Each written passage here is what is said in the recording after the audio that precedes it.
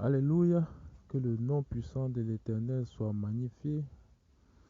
Alléluia, Alléluia, en Jésus-Christ. Alléluia. Je reviens avec un audio, cette fois-ci qui concerne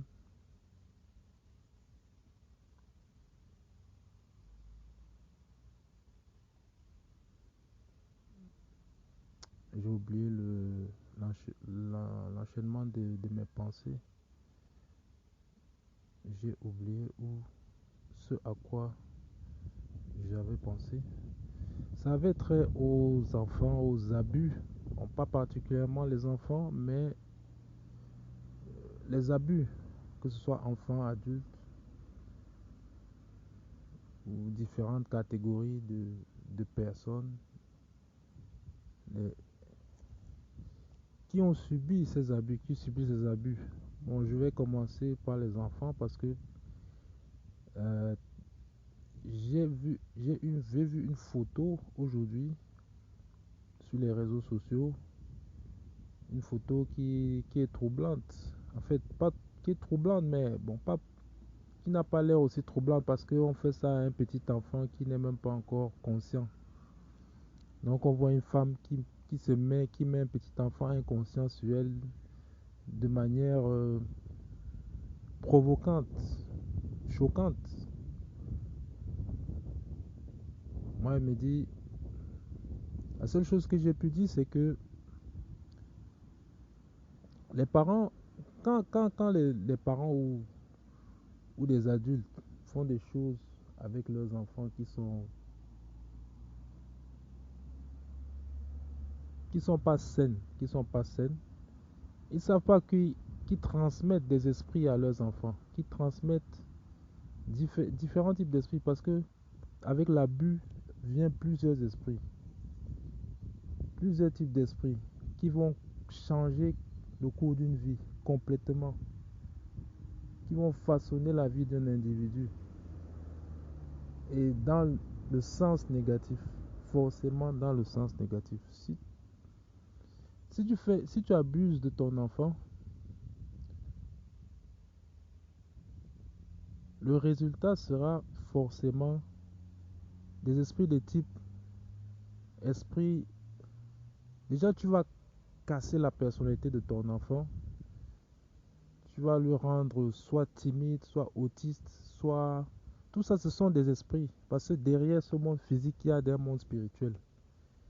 Et ces maladies ne sont pas curables.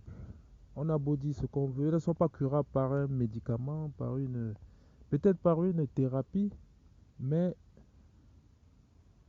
en réalité, celui qui est la cure, c'est le Seigneur Jésus-Christ. C'est la cure c'est lui qui peut enlever la racine du mal, qui peut à travers la délivrance. Parce que quand l'esprit de Dieu entre en quelqu'un, les autres esprits sont automatiquement vont fuir. Donc cet esprit de timidité, ces esprits en fait c'est difficile à décrire ces esprits. Autisme, folie, déviation, schizophrénie, délire. Et en plus, esprit de, les esprits justement qui sont à l'origine du traumatisme, esprit d'abus sexuel, esprit d'homosexualité, esprit de tout type d'esprit pervers et abominable qu'on peut imaginer. Ce genre d'esprit qui se perpétue et ce qui fait que la malédiction que tu as portée sur ton enfant, lui aussi, il risque de la porter sur une génération future, sur une autre personne. Et je pense dans la plupart des cas, il va le faire. Sauf s'il est sauvé, si le Christ l'a sauvé. C'est là qu'il est libéré, il est guéri. Et il est guéri parce que le Seigneur dit dans la parole qu'il veut convertir, il veut vous convertir pour que pour que vous, pour que vous soyez sauvés et qu'il vous guérisse. Parce que le Seigneur, c'est lui le guérisseur, c'est lui le docteur, le véritable docteur.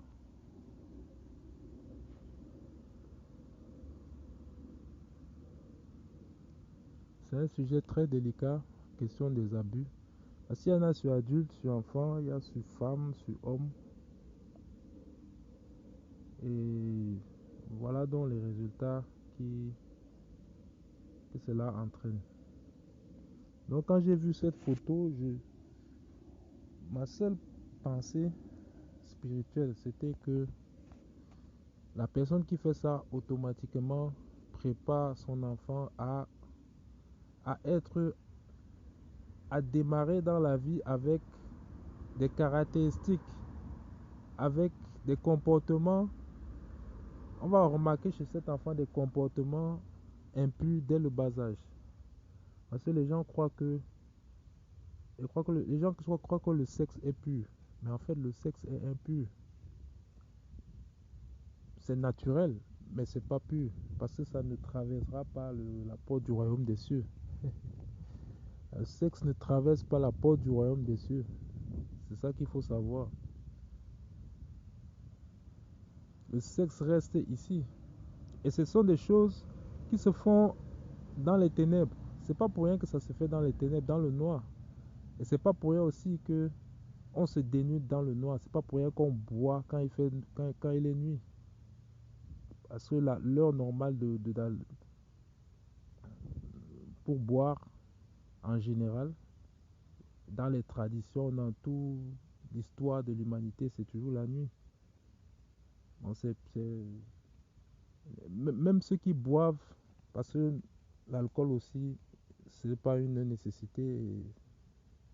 Et ce n'est pas, pour un disciple, ce n'est même pas c'est pas forcément acceptable. C'est pas acceptable. Parce que même ceux qui boivent reconnaissent que l'alcool, c'est le soir, c'est la nuit. Puisque le matin, quand quelqu'un se met à boire le matin, on sent qu'il y a un dérèglement, on sent qu'il y a un basculement.